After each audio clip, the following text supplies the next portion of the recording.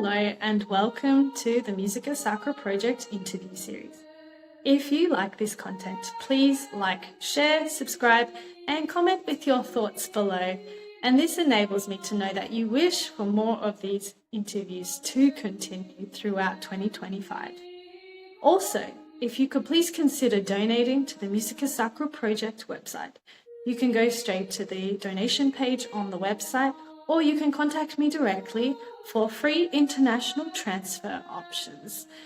These donations allow the website to continue, for the interviews to happen, and also to allow the project to grow and expand. Now, please sit back and enjoy this interview. Hello everyone, and welcome back to another interview here at the Musica Sacra Project. Today I am very excited to have here with me Christopher Jasper, who is the founder and director of the Gregorian Chant Academy, which is an online Gregorian chant course for people who want to learn. So thank you so much, Christopher, for being here today.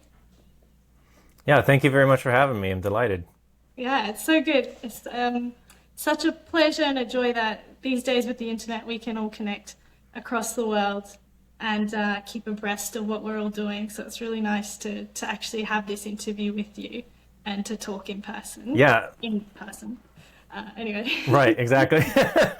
But it is pretty amazing how, we're half the world apart and we can do this live, Yeah, this is fantastic. So I really wanted to delve into the Gregorian Chant Academy with you, but also just about you, and to give people some context as to how this amazing initiative was founded. So if you could please give us your background in Gregorian chant, sacred music in general, and I'd really love to know from people, were you always musical? Like, was it from a childhood thing or was it a bit older? So please just explain you to us. Sure. Well, I was born and raised in the traditional rite of the Roman liturgy, or the extraordinary form as it's sometimes called. So I was born and raised in that, and so I heard Gregorian chant and sacred polyphony all the time at church, but also in the home, because we had a lot of recordings, vinyl records, audio cassette tapes, and then later CDs of different chant albums and polyphonic choirs, and we would listen to that a lot in the home, along with other forms of music, American folk, Irish folk, things like that. My grandmother's, on my mother's side, is from Spain, so I also grew up listening to a lot of traditional flamenco. My mother's father was an American Lebanese, so grew up listening to a lot of Lebanese music as well. So the music was just a huge part of my life, my upbringing in my childhood. I didn't really have any formal musical training until much later in my life, but it was just, the way people learned music thousands of years ago, just by hearing and by singing. Yeah. And so I ended up joining the choir. Oh no, let me back up. So when I was probably about 7 years old, I decided I wanted to try learning how to sing this Gregorian chant, because for whatever reasons I don't fully understand myself, Gregorian chant was just always my absolute favorite. And so I remember one day I put on an album of some chant, and I had my grandfather's chant book, the Liber Usualis, and I just found where in the book the chants on the album were, and I followed along. And I kind of just put two and two together. Oh, the melody's going up here, and the notes on the page are going up. The melody's going down. Oh, and then they pause here. They lengthen this note there, and then corresponding on the page. And that's kind of how I just began the process of learning how to read music. And then in 1997, I joined our parish choir, and that's where I kind of had the first initiation, education in learning music, both Gregorian chant and modern notation, but just the very elementary basics. Mm-hmm. later on, in the early 2000s, joined another parish choir in the Fraternity of St. Peter. And they had hired Jeffrey Morse, who you may be familiar with. And he was hired as the new director, and I was his first choir member. I was eager to get in. And he really taught me a lot, taught everyone in the choir a lot about chant and polyphony and ensemble performance and everything. So I really owe a lot to him. And he really inspired me to learn more. So then I wasn't pursuing music, though, as a career. Yeah. I was actually pursuing a career in acting and filmmaking. So I, in 2007, moved down to Los Angeles, to Pasadena, to go to the New York Film Academy. And at the time, I was also going to Mel Gibson's chapel, and they needed somebody to direct the chant. So I was like, well, I can help with that, although I'd never directed before. And so that was a bit daunting for me. So I was like, oh, great, I've never directed. How am I going to do this? And that prompted me to start diving in even further. I got a whole bunch of different books on chant and directing and choral music, and I just started devouring them. And that just kind of started a whole long life process that continues to this day. But that was my first experience directing, and I went through a number of other different locations directing in San Jose, in the cathedral in Reno, and then finally I moved up here to where I live now in Coeur d'Alene, Idaho, and I directed at our parish here for a number of years before I got married and started having children. Then I had to retire from that. So, but now I still continue to sing with the choir every now and then as I'm able to. So. Oh, that's amazing. Such a great story. And I love going back to the beginning where you just said music was in the home and how we listened, because even though I did get formal training and I'm a professional musician, what really showed my mother that I was ready to learn was that I picked up the book at the piano and I started figuring it out just like you did. And I was like, well, this is that. And, and she looked at me as a retired piano teacher, really. She's like, she's ready. Like, now she's ready. And so it was really great. And I used to just sing along to songs, and that was such an important part of the musical experience and the journey.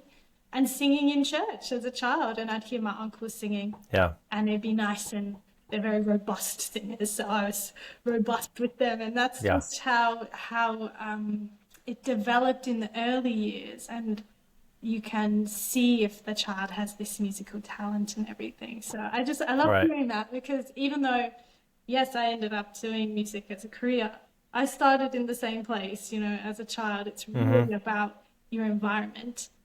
And you're so fortunate to have Gregorian chant in those earlier, like in the 90s. That was something I didn't know existed until a lot later, just because of the types of parishes we're going to, etc. So that was very cool that you have that for so long, and then now you can share that. But there's a point in here, you've missed some information. You joined the Benedictine monastery in Norcia, if I'm correct, and you became an oblate. So I would love to know what is the story there, and how did it shape you, even though you didn't stay, which is fine, your discernment process brought you out of that. How did that experience develop your love for Gregorian chant, or just the liturgy in general, if that helps? I think I have to back up a little bit. Okay. So I mentioned I grew up from birth in the traditional liturgy and always went to Mass on Sundays, always sang in the choir, even directed choir. But as time went on, especially getting into college years, as is so typical of most people, we tend to fall away a bit. And, the college years is one of those times. And I was no different, except that I was a huge hypocrite, because I was going to Mass all the time, singing and directing in the choir, but outside of that, living life like a pagan. I see. And so I did reach a point where I realized my life was not good, and I was this huge hypocrite, and I needed to do something. Part of one of the experiences that helped me with that was in 2010. I went to visit the Abbey of Solesmes in France, and for advanced training in Gregorian chant under Dom Saulnier.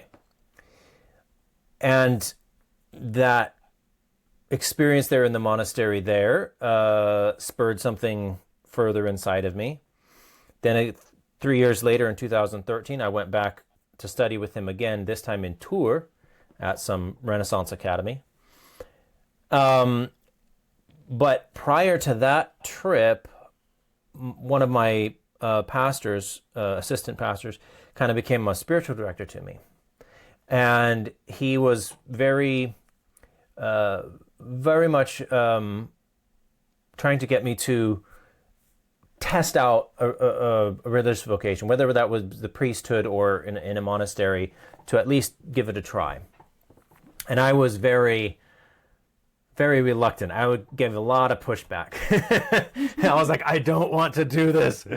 But at the same time, there was something inside of me that knew, I probably should. So in the early summer of 2013, I went to the Fraternity St. Peter's Seminary for vocations retreat.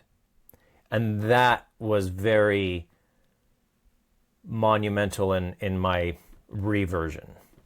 It was still just one step, but it was a big step.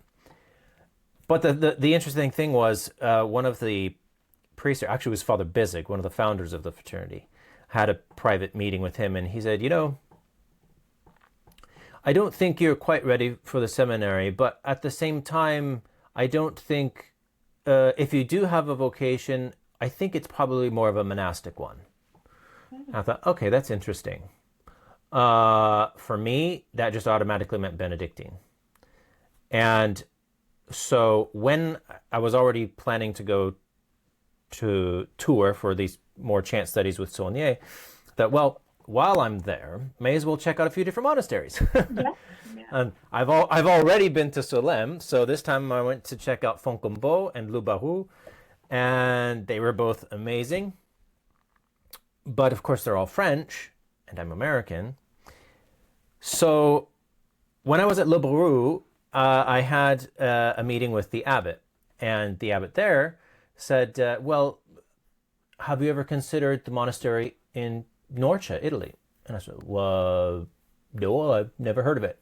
And he said, oh, well, it's where St. Benedict was born, and it's been refounded by a group of American monks, and it's mostly Americans there oh, okay, well, yeah, look into that. So I came back home and I told my spiritual director, and he's like, oh, yeah, let's look into that. We pulled up the website, and I see, mostly American, beautiful town, and they wear beards and they grow beer. I mean, they grow beards and they brew beer. I was like, whoa, this is awesome. Normally I do have a beard, as you may know, but I recently shaved my beard off. So I was like, man, I got to check this place out. So I went for spent an entire month in Norcia for discernment. And I thought, and I also spent time at Clare Creek as well, that if it's going to be any monastery, it's going to be Norcia. And I finally reached this point where I thought, why not? Why not give it a try? Because I realized inside, spiritually, I needed something like this.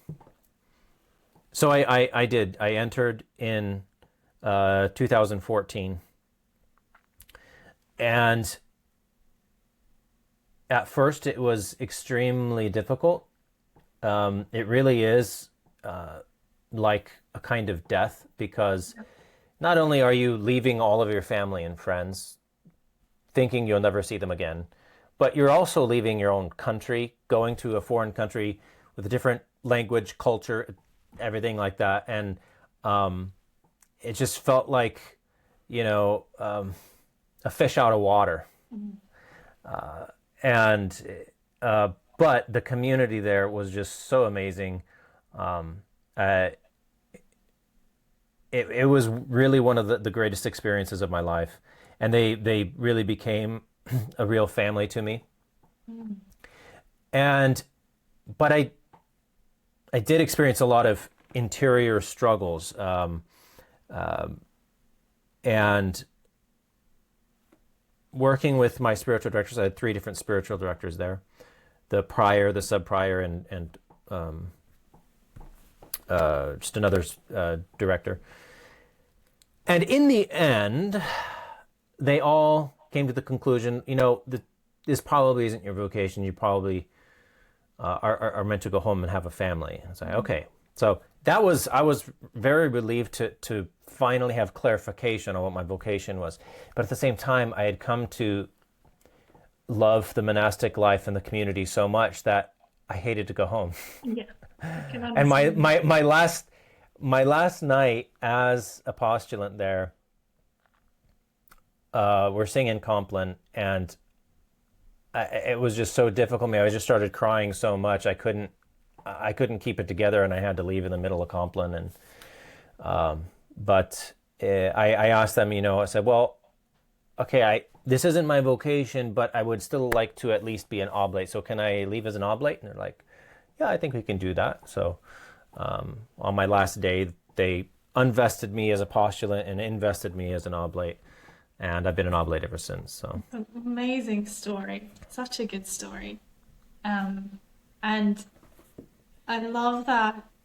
I think, each Catholic could be a religious or could be married, as often as some people say, rather than, oh, you're only one or the other. We can fall in love with part of the monastic life and the routine, or, being in Solem recently and just, they get to sing this chant every day. And like, there's these aspects that our daily life cannot have, and that's where we can really grow. And we can't have, the monastery here in our everyday life, but we can bring that experience to people in different ways. Like, how do we do the music in the liturgy, or how do we make our churches feel a certain way when people enter it, to make it have that sense of peace and beauty that these monasteries provide. So that's such a good story. And did you, for people that don't know, like, did you chant the office every day? What did it look like? What was the routine for this? yeah, so it's always been a traditional monastery, the traditional liturgy, and yeah, every hour of the divine office and every mass is fully chanted. And even after I left, after the earthquake that they suffered, and they elected the new abbot, Father Benedict, they become even more traditional. Like, they're probably one of the most traditional Benedictine monasteries, following the rule as closely as they can, more than just about any other monastery in the world. So that was one thing that really drew me to the monastic life, but Benedictines in particular, is the fact that you're singing the full divine office, and not just singing everything recto tono, except for matins, but actually fully chanting every single hour of the divine office every day. And that was something I really, really loved. And it's so difficult to do that outside the monastery. And I think that's because in the monastery, you have a special grace to do that. It is, joining the monastery is not escaping the world. It's not pursuing some romantic thing. It really is, it really is a death to self, and seeking something higher, seeking God above everything else. You live your life in pretty much total silence, except for when you're chanting, or you have, a meeting with your spiritual director, things like that. In the evenings, you have a little time of, recreation with each other, and you can talk and whatnot. But most of the time, you're living in silence and prayer and work all day. So it's definitely a big sacrifice and difficult, but the grace that's there, and if you're doing it for the right reasons, it really is a joy. And that was something else too, that in regards to chant in particular, up until that point, I'd really kind of been pursuing chant with a lot of pride and vanity and academic thing, and this really opened my eyes to the spiritual aspect, that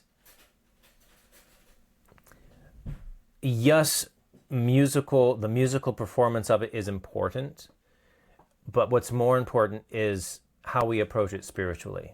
Yeah. With humility and love of God, and love of neighbor.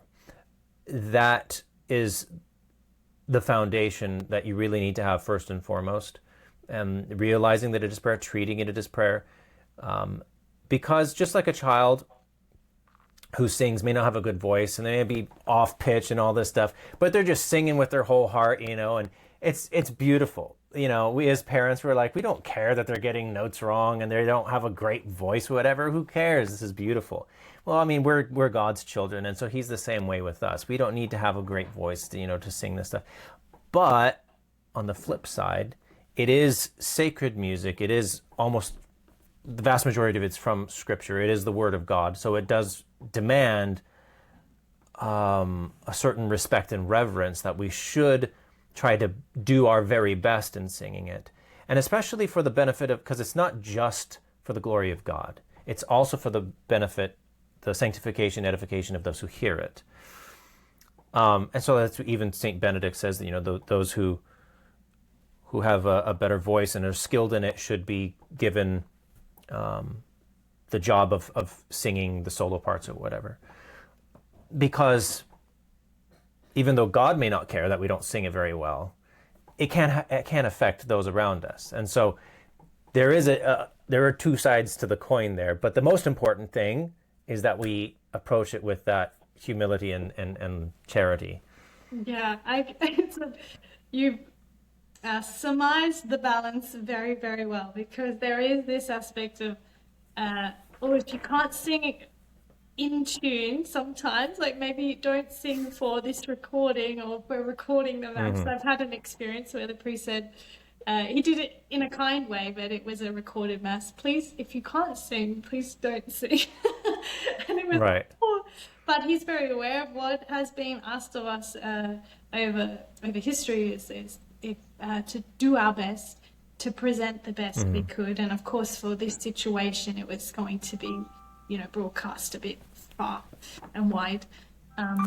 But I like how you've really summarized that, because there is this duality and this battle between, everyone should sing and everyone can try, and we should be doing this as a unification. The reason why monks chant, one of the practical reasons is speaking in time, essentially working. If you have a really big monastery of 80 monks or something, it was a way of them making it flow in a practical sense. Of course, elevating the text. So I really liked what you've just tried to explain to everyone. This, do your best, but don't not do it if you don't think you're the best. But we do really have to give our best, whatever that is. Right. And I think that's a beautiful balance you just said. And and yeah, please. and just like to throw in there too, like, not everyone is in, God creates us all with different gifts. And just because you may not have the gift of song, doesn't mean you still can't sing it. It means maybe you're just not in a choir. Yeah. But you can still sing in the home. You can still sing in the church, in the congregation. Everyone, we are the only creatures that God made that can actually sing. Yeah. No other creature sings. You might think, well, the birds sing. No, they don't. They just make pretty sounds. But nothing sings except for humans. Yeah. It's the one instrument we actually carry in our bodies. And there's a whole theology about that. But it's like, we were given a voice, the intellect and reason and will, and a voice to express those thoughts and feelings, primarily for the praise of God. And so God made us to sing. Yeah. Doesn't mean we all have a fantastic voice, but we were all made to sing, and we all should be singing in some capacity. So just because you're not in a choir doesn't mean you can't or shouldn't sing, And it takes still sing, with the congregation. It takes us back to the first thing I asked you about your upbringing. Is I am really scared for the next generation where there is not much song in the homes. I am a music teacher and trying to teach students just to be able to sing a note for their exams. And I was like, there's no music in the home. There's no joy in the home. Like, that's really scary that we don't have parents singing to children and the simple things. I used to sing a hymn around the house growing up. No one told me to do that. There's music everywhere. And that really is a gift. And like you said, God gives us a voice.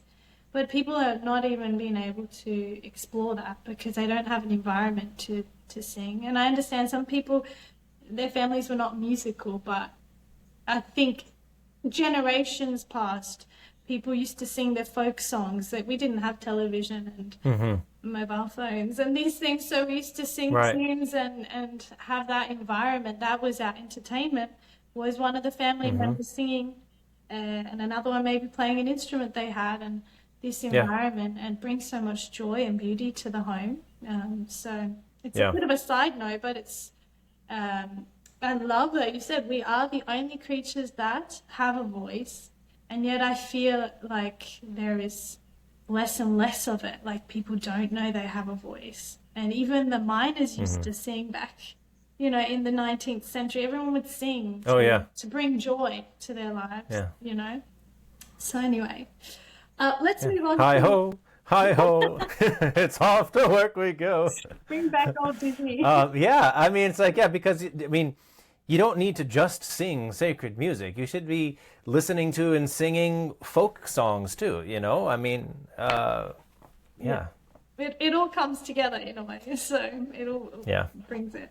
So no, thank you so much for that. And I love delving into these topics with people. I think it hopefully inspires other people as it has inspired me. But the reason I have you on here is because of your academy, online academy, the Gregorian Chant Academy.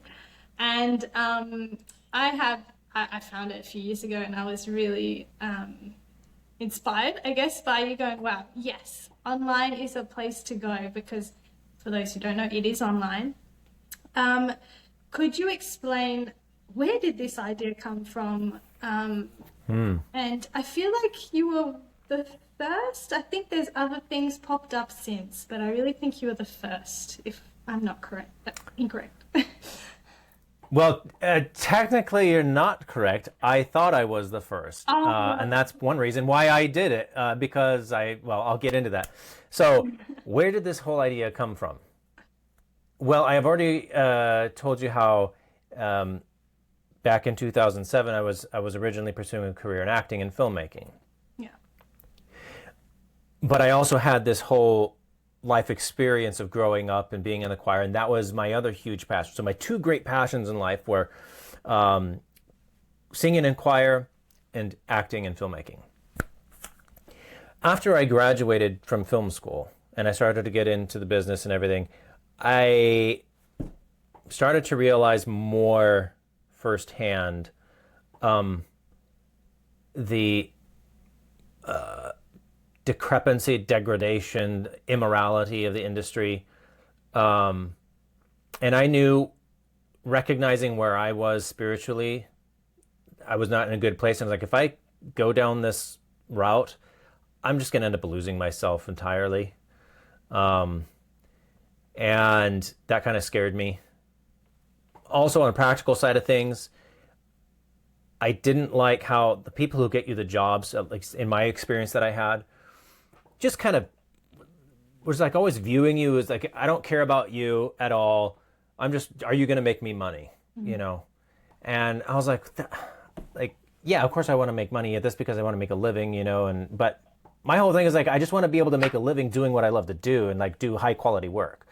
And I just, that was a real put off for me, and, you know, maybe just sensitive skin, I don't know.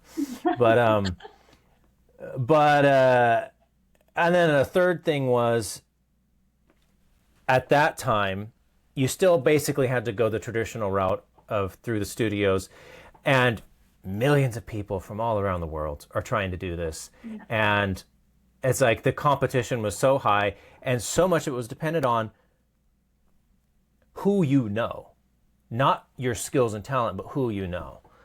And if you don't get the right connections, you're not getting work. Yeah.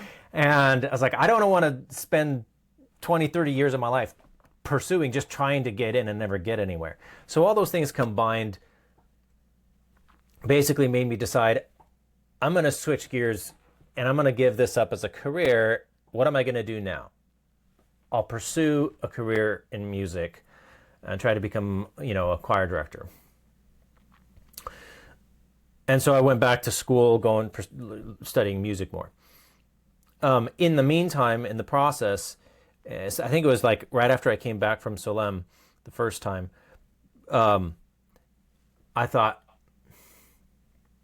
I have a knowledge of chant that a lot of people don't. And I also have this knowledge and skill in filmmaking.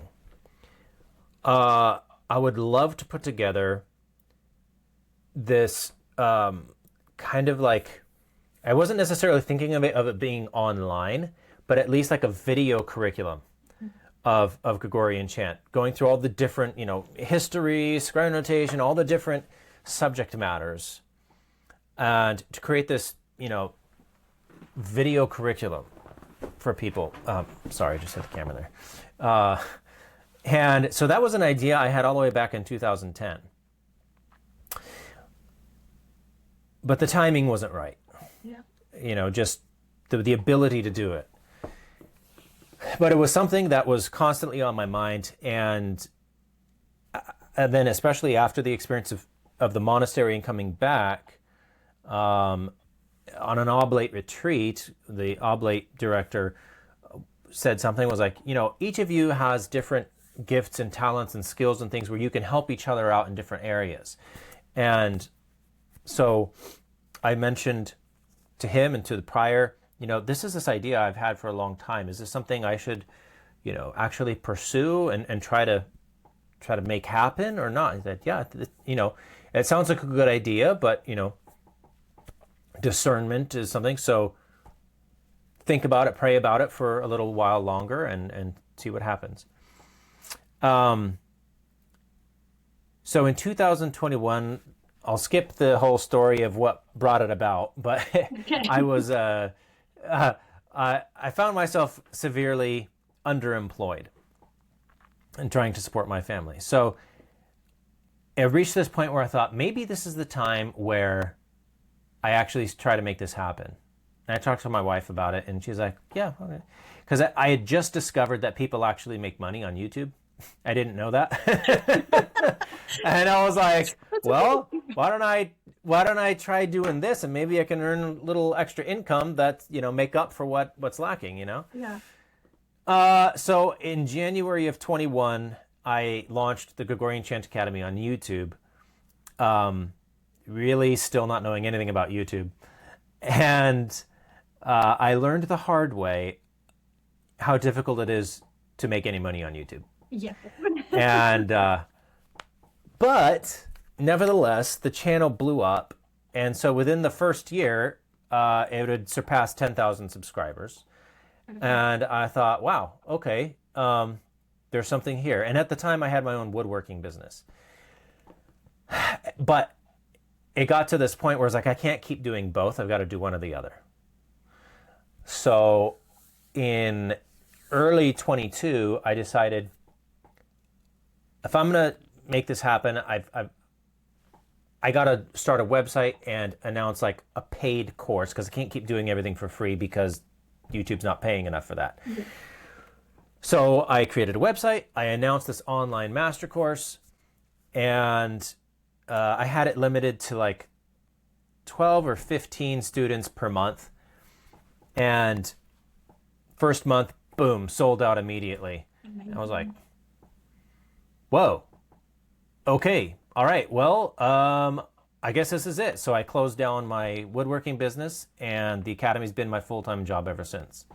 Incredible. It's such a but good sign. but to your point, to your point about whether being the first or not, one of the other things that led me to do this was I was searching online for online instruction in Gregorian chant, and I wasn't really finding anything. All I was finding was some YouTube videos by others out there who were kind of, I was like, all right, that's kind of good, and nothing was really systematic. It was just like, well, here's a point here, here's a point there, and a lot of stuff I disagreed with, and so not that my initial videos were of any good quality, but that was another thing. But since then, after starting it and doing more research, I did discover a couple others that did exist before me, but it was just really hard to find them. I see. Yeah. So I find that as well. You suddenly come across something. It's like constant discovery. That's what my website's about. It's like, well, when I find something, I'm going to put it on my website, because my website's more like a library. Like, of all the things that I would find, slowly be like, oh, this document exists, and oh my gosh, this, and this random video. And it's like, if it takes me this long, can't we just put it all in the same place, And when I started this website, I remember emailing you like, can I please put your website on my website? Essentially, it was just like, checking everyone's okay with that, because otherwise I don't know, it's like all spread across the internet, and it's like a constant hunt, and even I don't have enough hours in the day and the week to keep updating things, but I know there's so much out there, and I just slowly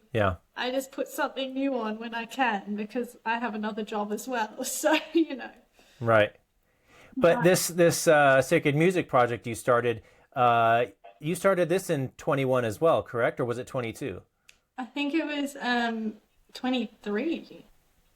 2020. Oh, was it? Okay. Yeah, I think well, so. So I started in 21. You started this in 22 or 23, and then Peter Carter started the Catholic Sacred Music Project also in 21. So there's all these different groups starting up this kind of sacred music revival all in the same time frame, Yeah, exactly. He contacted me like, hey, I have this, and I found you had this, and I was like, yes. So we're all connecting, and we all see. We're all seeing the need. I think that's the really important thing. And we're having a personal experience prior. We've had our years of going, oh, I'm like learning this, or being surprised that there's a lack of things available, and then we're filling the space. And every person that I see doing something, I think we're all doing something different, but we are filling this niche that needs to be filled. You know what I mean? Like, not everyone can go to Salem and study, but you have an online course where on the weekend someone can sit down and learn. Like, this is brilliant. Brilliant idea, because we can't. Yeah, exactly. And that's one of the things that inspired me to do this.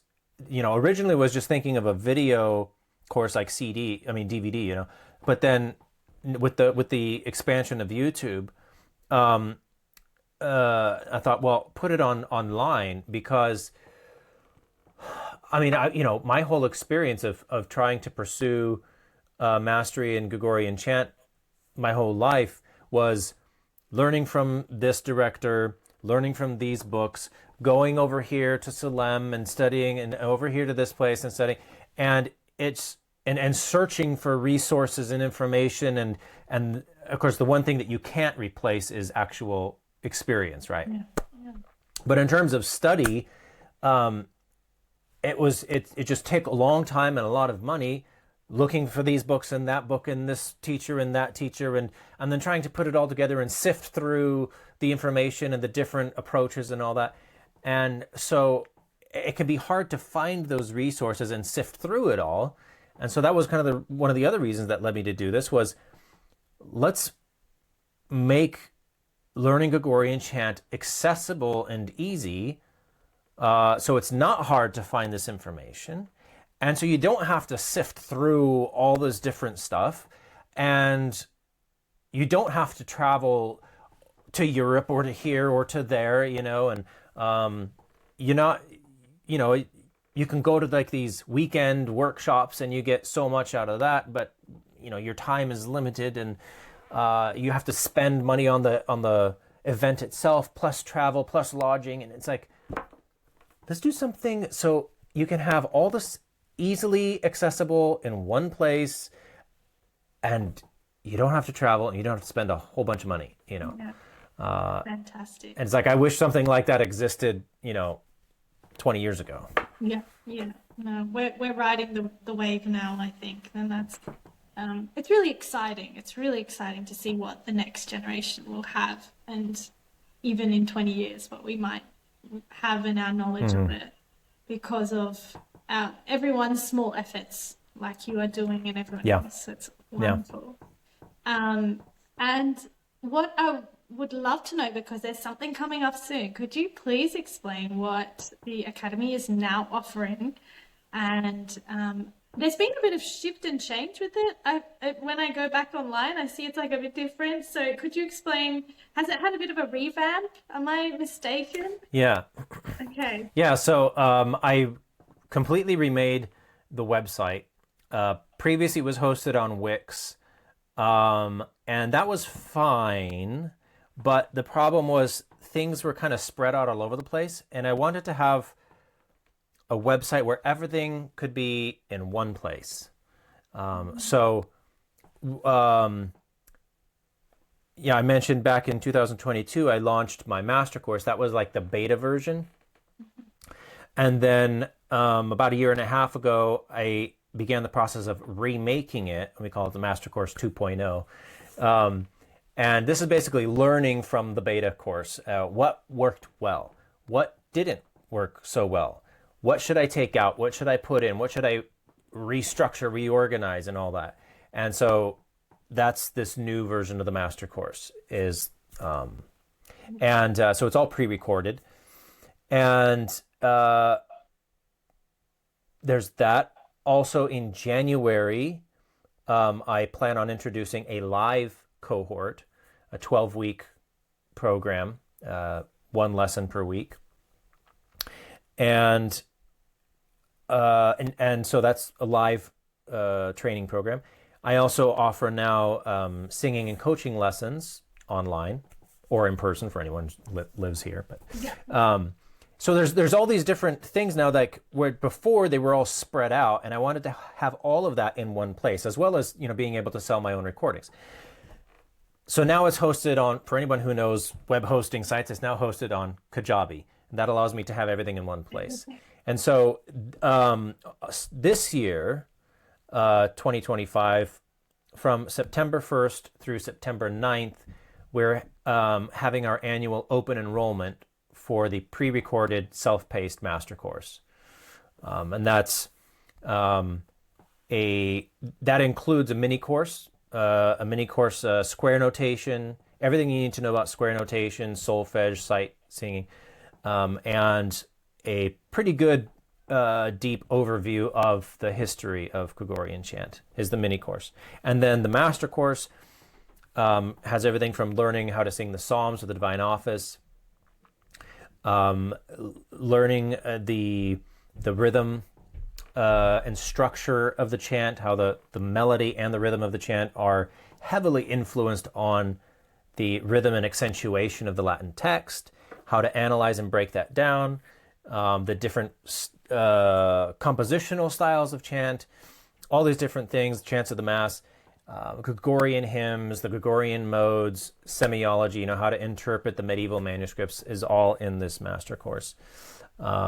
Incredible, so comprehensive. Wonderful to hear that you're doing.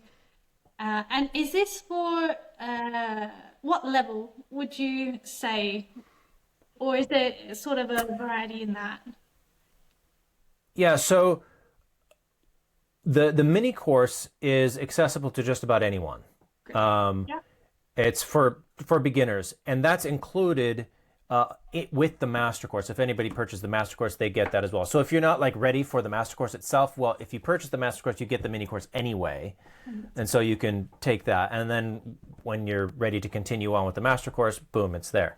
The master course would be for those ready for that would be if you already know general history of Gregorian chant and the ability to, you understand square notation, the different clefs that are used. You can solfege fairly well. So a bit of music, And knowledge doesn't have to be. yeah, some familiarity with Gregorian chant, and you don't have to be absolutely fluent in solfege, but the better you are at solfege, the more helpful it will be. Yeah. Yeah. And in terms of like how I've created this course, is I've taken all the knowledge and experience I have of Gregorian chant and thought, what do we really need to know, to learn, to be able to master Gregorian chant for the actual singing of it in the liturgy? Because obviously, you can get doctorates and postdoctorates in Gregorian chant just like you can any other field of study. Yeah. But how much of that actually has a direct impact on the real singing of it?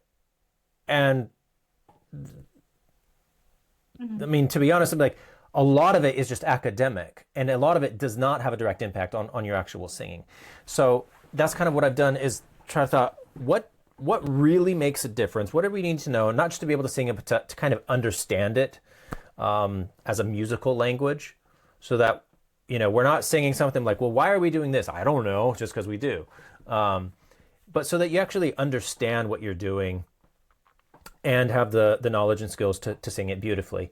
And I kind of have tried to take everything and condense it, distill it down into this course, so that you're not learning more than what you need to know for actual performance, and you're not being cut short of anything. It's not what's the term I'm looking for? It's not being watered down. Yeah. Anything more, and it's really kind of academic, and anything less, and you very well could suffer. So Yeah. No, it sounds. yeah. It's like, how do you translate it into your parish? Really, that's what we need on a practical level. And yes, some of us get very excited about other things, but really, what do we need week to week? We need to be able to sing it well. We need to be able to pray it well, and not butcher the Latin, as I've heard some interesting examples. And recently, when I was at a workshop, hearing from different countries how people are accenting the Latin in the wrong way. It was an American teacher, actually, and I was like, oh, I never experienced that in Australia. But because we are from different countries and the way we speak is different, some people are, doing this with the Latin. So that was really eye-opening for me to understand that I need to know. Of course, I know how to pronounce Latin well, but I need to know how to teach that well, because I might come across that one day like, what are you doing? I didn't know this was a mistake people were doing, So I really, that taught me as a professional who already knew that there are people doing the wrong thing, and I didn't understand that. And I mean, of course, people do the wrong thing, but the way that he was explaining, oh, you've heard this in your parishes, and I was like, no, I have not. But now I do know this is a problem. Okay. Yeah. And that was so good for me, because I sat in classes that I was already experienced, but I was learning how to teach it better. And if we're a music director, then we do your course, we are learning how to present it to our choir better. We might be able to sing it, but how do we educate? So I think that's really exciting. You're giving the right amount of information for the general person, and I'm sure the music directors who are curious as well. So that's and I love your passion for it. You're just so obviously excited, and I'm so excited for you. So this is really great. So This is for to sign up is the 1st to the 9th. Is that right, of September? Yeah, so from Okay. September 1st, I think it opens at 6 a.m. Eastern time, and then closes September 9th, 11 p.m. Eastern time. Okay. So it's about 8 days total. Right. So sign up, everyone. Right. Yeah. And then it's only annual enrollment, so Yeah. if you don't And you don't it's get in this year, you have to wait till next year. amazing. And it's self-paced to make it clear for everyone. That's You right. don't have to do Yeah. this in a tight time frame. That's right. So that's even Yeah. better for working people. Yeah. Right. So it has its pros and cons. I mean, the pro is that you have a busy schedule. You can't commit to doing something live a specific time, or maybe the time zones just don't work for you, whatever. You can do it on your own time. And that's the benefit there. The drawback is you don't have direct feedback and guidance from an instructor as you would live. And so that's why I'm also introducing this live cohort, so that people can have that. The drawback there is that, well, you got to be able to meet the time, the meeting times. So, one doesn't work for everyone. Yeah. Self-paced works for some people, live works for others, and so. Yeah. No, I think But it's yeah, the self-paced, the pre-recorded self-paced is what is opening this September. yeah. Yeah. Okay. And then January also is for those who may be interested, we being on Kajabi now. Sorry, my earbuds were doing something funny. We also have an affiliate program now. So if anyone's interested in becoming an Academy affiliate, you can earn up to 25% commission on any sales that way, and help spread Gregorian chant. Oh, fantastic. Could you explain a little bit more about that? How do people, what would be entailed to be an affiliate? So say if I signed up, So what basically, would I be doing? as an affiliate, as an individual, you'd have you log into your affiliate account, and you'll see a variety of different links there, and you share any of those links with family, friends, anyone in your community, email, social media. If you have a website, you can post a link on your website, anything like that. If somebody clicks on that link and makes a purchase, you get commission on that. Fantastic. If a business wants to be an affiliate, then we could meet with the business rep and work out the best kind of arrangement with a business directly. But for individuals, all you have to do is just click the sign up link and enter your information, and you can promote the links as much as you want or as little as you want. It's entirely up to the individual. So. Such a great way to spread the good news. So that's really good. Yeah. Wow. Yeah, because we want to spread Gregorian chant and revive the liturgy and all that, but we also want to reward those who do that and kind of give them a little incentive as well, and be like, and then when you do that, thank you. Yeah. Here's a gift. That's so great.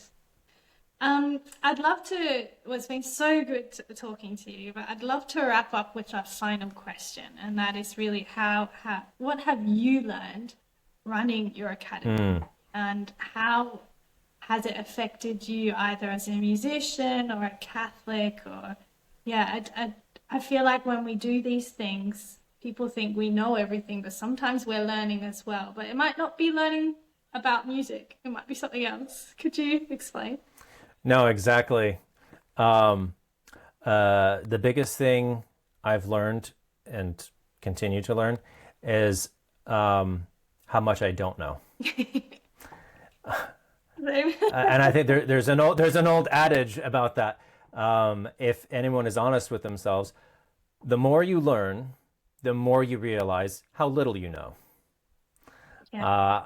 Even the greatest of the greats, in whatever field, there's always more for them to learn. Nobody knows everything. Nobody has all the answers. So if that's true for them, how much more true is it for someone like me, right? So, but at the same time, I'm also constantly learning more. Even if it's revisiting something I've already studied and learned, you're preparing lessons. You're like, okay, I need to work on this. Okay, I need to go and review that and to get specific data. And you go back and you restudy something, and you realize, you might learn something new, or like, oh, I forgot about that, or something might click in a way that it didn't click before. Like, oh, now I understand that in this way, and I never caught that before. Oh, okay, gotcha. And then there's always, if you're doing research and always trying to learn more, then you come across new things and open your eyes to different possibilities. And so I used to be very hard-lined in chant interpretation. I grew up in being trained in the method of semiology, and to basically poo-poo the solemn method of Dom Makaro, with which I am not necessarily in favor of the solemn method, just to put that over here. But growing up, all I ever heard was, well, the solemn method, it's outdated, and it's just a 19th century romanticism thing, and blah, blah, blah. So basically, the only arguments I ever heard were ad hominem attacks, and nothing of any real substance. Like, okay, well, can you please explain to me why, where exactly how it's wrong? And so I just avoided it because that's what I heard, were these ad hominem attacks.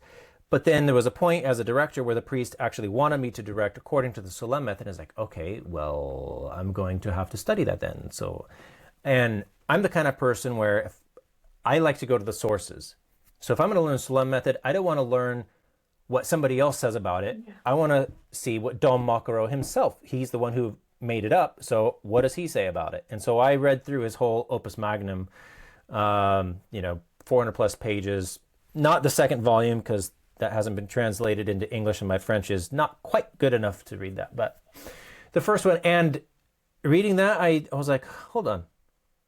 I don't agree with everything here, but there's actually, a lot of this stuff makes sense. And like, and I can see there's, problems here and there's problems there. This contradicts what's in the manuscripts here, but okay, we could revise that. And so I would start asking other chant people who are, above me, and even my former mentor, Dom Saulnier, where I'm trying to find, I take it for granted that you're correct, that there's something wrong with the solemn method, but I'm having trouble seeing it except for these points. Where else is it wrong? Like, everyone I would ask, they would never give me a straight answer. They just kept throwing out these ad hominem attacks, including Dom Saulnier. He would never give any actual real arguments. And I'm like, what is this? If it's so wrong, you got to be able to have some sort of real argument here. And finally, it was only when I asked Alberto Turco, who I think is actually greater than Dom Saulnier, I asked him, and he didn't shy away from me. He's like, oh, yes, of course. Well, here's where it's wrong, blah, blah, blah, blah, blah. And I was like, thank you. Thank you. Was that so hard? Why couldn't anybody else do that? And then, I got a couple of his books, and he there's more information there. It's like, there it is. Thank you. So yes, solemn method does have some practical advantages, some benefits to it, but overall I try to avoid it. And I'm no longer strict it has to be semiology, or it has to be solemn, or there's all these different forms of interpretation, and even including the more exotic form of Marcel Perez and his ensemble organum. I used to just just completely disregard that. And I'm like, you know what? Nobody really knows what chant sounded like in the 9th and 10th centuries. Yeah. They're all basing their interpretations off of data, manuscripts and musical treatises from those eras, and they all come away with different answers. Mm-hmm. So, if they want to sing it that way, as long as they're singing it beautifully and the church approves of it, fine. But I have my own style of interpretation. That's what I grew up with, and there's a lot of really good academic reasons that support these arguments. Not that they're definitive, but and this is more in line with what the church actually wants for her liturgy. So that's what I pretty much use and teach. Not to say that others are wrong or bad or anything. So No, and I think it's a humbling thing to accept all of the differences, because when you start talking to some of the specialists in the field, or very reputable sacred musicians or professors in Gregorian chant, they go, yeah, it's an option. Because the reality was every monastery could have sounded slightly different. And if you go to Salem and you look at the archive of how they put the semiology of every monastery and convent, and it was different little marking for the same thing. You're like, didn't even have the marking consistent across monasteries, let alone how they're going to sing it. And so in a way, as a musician, because I can hear an interpretation and in the early years, I'd be like, "Ooh, that's awful," But the reality is that that's not how I was taught, but that's how they were taught. And if we didn't have the internet, we wouldn't know what everyone is doing, So it's really, it's very humbling. And then people, talking about it and then saying, yes, that's an option because this line of thought is doing it. And even when I was having a discussion with friends how you can't even get two academics in the same place saying the same thing, because Gregorian chant is quite varied, and I wouldn't say vague, but there's a sense that it depends how you studied and where you studied is what you can interpret as the right thing. And of course, yes, I wouldn't dispute what you have studied as well, Christopher. But I think it's a beautiful thing how we keep our minds open to, no, we don't have to do it, Like Marcel Perez, we both believe it's like a very different style or these different ways. But we can appreciate the cultural differences, how Gregorian chant did go across culture in different countries, monasteries, centuries. We don't really know how they were producing their voice, with vibrato, without vibrato. There's documents all through history about this, not even just Gregorian chant, like Baroque. And there's constant arguments and pro and against, and it gets a bit tiring. But the point is, I think if we're humble and we can appreciate what the other person is doing, I think we can learn, or looking at our Eastern brothers and sisters, or hearing Ukrainian chant, or getting our ears comfortable with that and being like, wow, like we don't have to put into our Roman liturgy, but we can appreciate that beauty. Right. So and there's a certain kind of beauty in the free rhythm, semiological style, the Solem method style, the Marcel Perez style. They each have their own, they're beautiful in their own ways. And I think it would be a mistake to say, well, chant should only be sung in the Marcel Perez way, or chant should only be sung in this way, because then you lose the beauty of the other, and they're all beautiful in their own way. But you mentioned, being at Solem and having those comparative tables and charts. Well, the chant, you can't see it, but I've got a number of them posted on my wall up here. But about that point of interpreting old music, there's an excellent episode just recently posted by Early Music Sources on their YouTube channel. They have an episode about medieval music in the 18th or 19th century, something like that. And Elam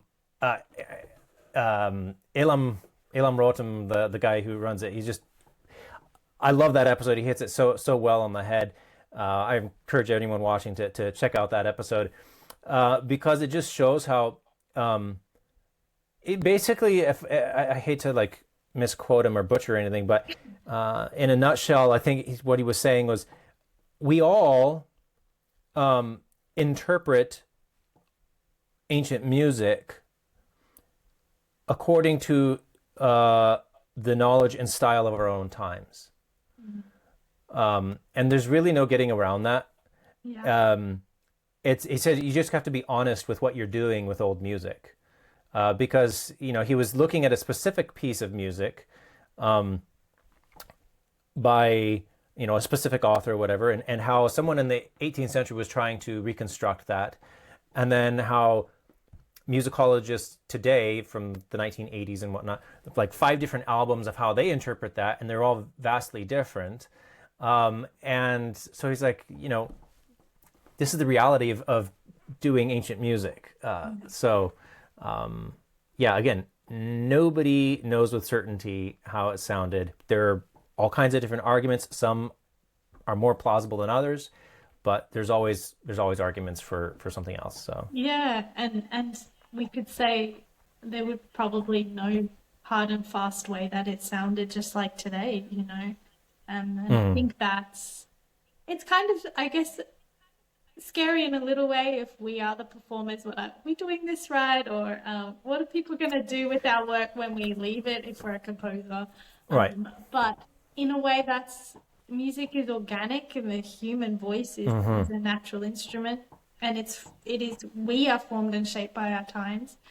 And so we have to sort of let that go and be really humble about it. Yeah. And just do the very best we can, just like you have been studying and trying to know how you should do it, what you have learned, and then not to disregard what you learn. Like, oh, well, I like it this way. Like, we can't put our personal style to that.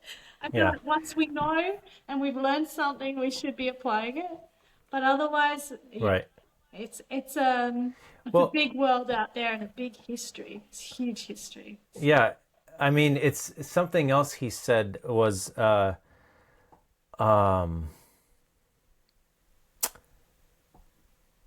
it was like, you're formed by the, what was it now? Oh, right. They sang at their time in a way which was meaningful to them. If we had the ability, if we had like an actual recording of the way it sounded, and we discovered that, we might be shocked at the way it sounded. Maybe not. Maybe we might be mesmerized, but we could be shocked and be like, "Whoa, what?" The point is, they sang in a way which was meaningful to them, and obviously which respected the text and was a prayer. We can do the same today. Sing in a way which is meaningful for us today, that speaks to us today of who we are today, and that lifts us up into prayer. In terms of liturgical singing, how important is it really to have historical accuracy? Is that really like the main thing we should be pursuing? It's like, first of all, it's not even possible to have historical accuracy, but you could have an historically informed interpretation and performance. But is that really the most important thing we should be, thinking about? Is how historically accurate is this? Or is it like, it's the way we're singing prayerful and inspiring others and leading them into prayer, or are we distracting them? Yeah. For a concert, that's different.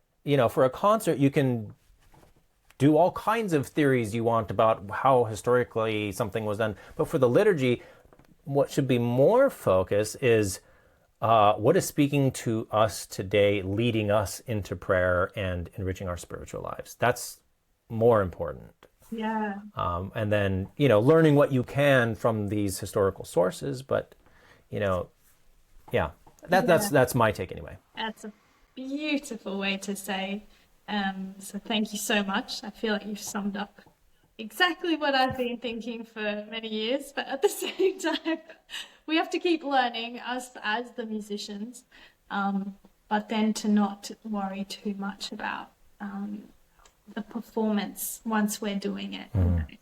Gregorian chant is what I like to say. It's like, and in the liturgy, it's something active that pushes the liturgy forward. It's not music in the background. It's really there to, propel it to the pinnacle, to receive. We've got the Eucharist and this thing. So I always think of it, it's an active thing. It's something that it's a doing. We are doing the prayers, and it's not background music. So that's really important. But anyway, Right. I think we have talked very, very well. Thank you so much, Christopher, for your time. I'm really excited for your master course launching, and I hope it does really well. I will make sure to link it in the description on the YouTube link. And I hope to have another chat with you in the future. We can pick a topic, and if anyone has something that you want us to talk about, please put it in the comments. But thank you so much, Christopher. It's been an absolute pleasure. Yeah, thank you very much. Likewise.